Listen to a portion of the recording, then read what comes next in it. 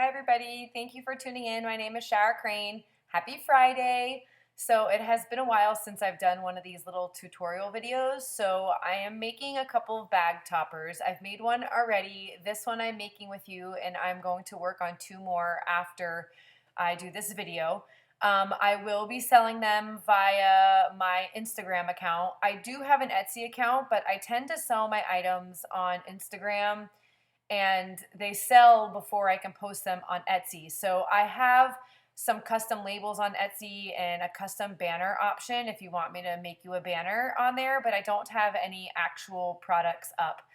Um, so I made the bases of the banner yesterday. I just used a couple of doilies. I stitched around them, and then I took a piece of paper. Three of them have a piece of paper that's folded in half, so it has kind of like a flap, and one of them has just the flap. It's kind of hard to explain, but one of them just has the piece of paper with the hearts cut out on the bottom. I used I found it in a consignment store, little heart punch for the bottom trim. That heart, sorry, I'm gonna jump all over the place, not that heart. That star, that was something new for me. That's the very first time I've done that. I made like a window within the star, so it's like a shaker with an open window inside of it. I didn't use it on this bag topper because I didn't want to cover that part up. I tend to make those stars or shaker things, and then I pretty much cover up the whole thing, but the cool part of that one is the open window, so I don't know what I'm gonna do with it. I stuck it over to the side. This bag topper, not the bottom part, so not the part that I did yesterday, but just embellishing it today, it took me an hour and 10 minutes. That's how long it takes. I cut out a lot in this video, but it is so hard. So I put the stuff on top of each other so many times. If in the beginning of the video, I don't even use that camera piece. I don't think I used any of the first couple of pieces I put on there except for that little rainbow. But I did chop a lot. Some of the video, if I didn't actually end up using the piece, I completely chopped it out. I did show you these lips. Those lips are from Target last year. I didn't end up using them, but I did show you that I tried to use them multiple times because I guess I wanted to show you that when you're building your stuff, don't get stuck on the fact that you're going to use a piece. Even though I invested a lot of time in those in those lips, I didn't actually use them. I put them on, I take them off, I put them on. There are pieces that I did that with that, again, I don't even show you. And I thought, just sometimes when you put it down, it looks fine. And other times it's really difficult. For some reason, something about it's just not setting with me. So I don't even end up using it. Other times I pick something up and instantly it matches or I like it and bam, I don't even think about it again. But some pieces I just struggle with, and sometimes I literally will try forever to make something work. And then I'm like, forget it, this piece, I just can't get this piece to work. And then I throw it to the side and pick something else up. So those lips are one of them, one of those pieces. Again, there are multiple pieces I did that with in this, but I didn't show it to you. That Be Mine little sentiment on the bottom, I don't actually end up using either. I don't remember where I got those from. Those are resin. I think they were from Michael's a couple years ago. Those are one of the very first things I purchased when I started crafting. So I want to say maybe 3 years. Yeah, I don't remember. And I think they were from Michael's. They're hard to find things like that now. You can make some with your wood veneers. I did a video showing how I used my Nuvo dots to like fill in the wood veneer on top of it. So it looked like kind of like those resin projects. It just gives it a nice texture. So I do like to use those, but even finding wood words are kind of hard when you want them, the size that we want them for embellishments. They make them either huge or itty bitty bitty bitty, and then you can't really cover it up with the enamel dots. So that little love sentiment or love piece of ephemera I didn't use. I wanted to use it because I wanted to use that color, but then I picked that heart up. I stitched it around the heart outside of the video and then stuck it back down. So that brought that color into the background a little bit. I used the same color pom-pom trim on the bottom, and there's actually a little bit of that color paper. So I made all these doilies and I stitched around all the edges and I picked 3 layers of doilies. You can't even see them. You literally can see at the itty bitty bottom where I'm holding it down with a little clip. That way it doesn't pop up so I can build my stuff.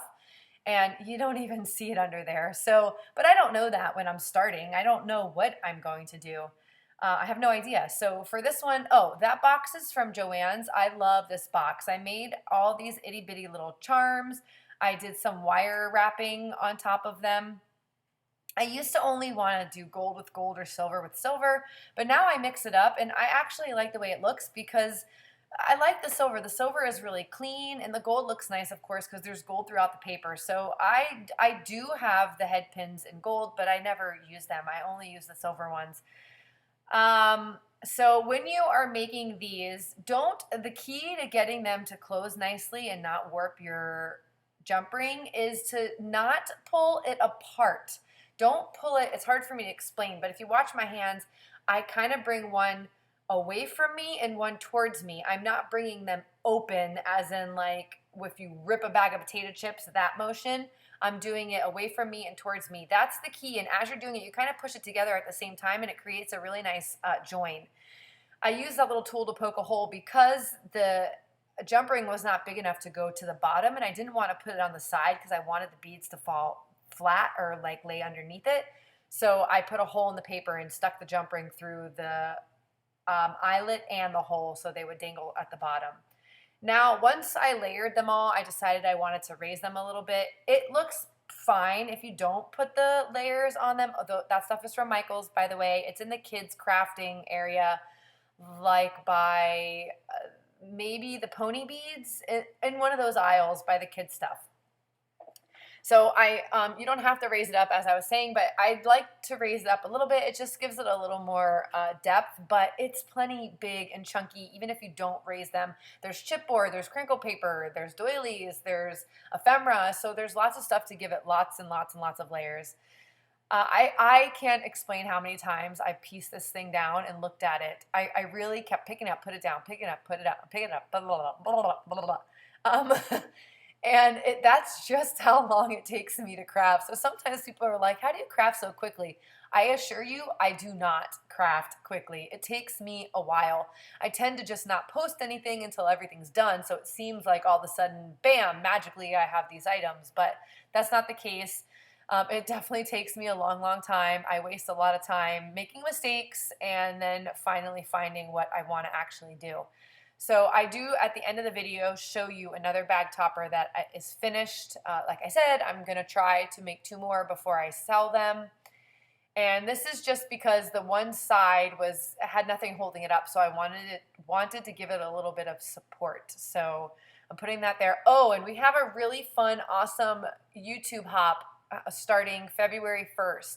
So keep an eye out for that. I'm a part of a group. There's 14 of us. And we have secret lovers, secret Cupid partners that they have no idea who we have, or I have no idea who we have. It's a secret.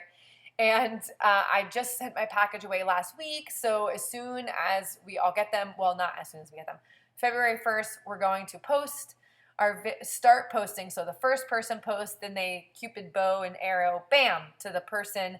Whoever they are opening from, they will then tag, and that person's going to be the next day. This little tool is just to clean out the little bit of glue. I didn't use a hot glue gun because it doesn't always stick. Oh, sorry, that was my text message, which I thought that I turned off. I didn't use hot glue because it doesn't always stick, so I used some of I don't even know what it's called, glue, and it is sticky itself. So between the stickiness of itself and the glue, hopefully it'll stay put. And I'm showing you now, this is how I wrap my bows. I stitched around that itty bitty bow very, very slowly. It is possible, just take your time. I promise I am no magnificent stitcher. I truly am not. I'm actually taking a sewing class now, and I'm getting super excited about learning how to do things on fabric. I, of course, love YouTube for that, but sometimes it's nice to actually be able to ask questions because let me tell you, I ask questions. Okay, so here's the other one. I made this one yesterday. That one does have a star shaker, just a regular star shaker.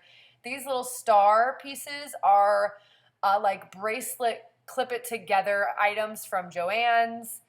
Thank you so much for watching, you guys. I hope I inspired you to make some chunky monkey bag toppers. And again, I will be posting these on Instagram eventually to list them. I had a lot of fun. I'm sorry I haven't made one of these videos in a while, but thank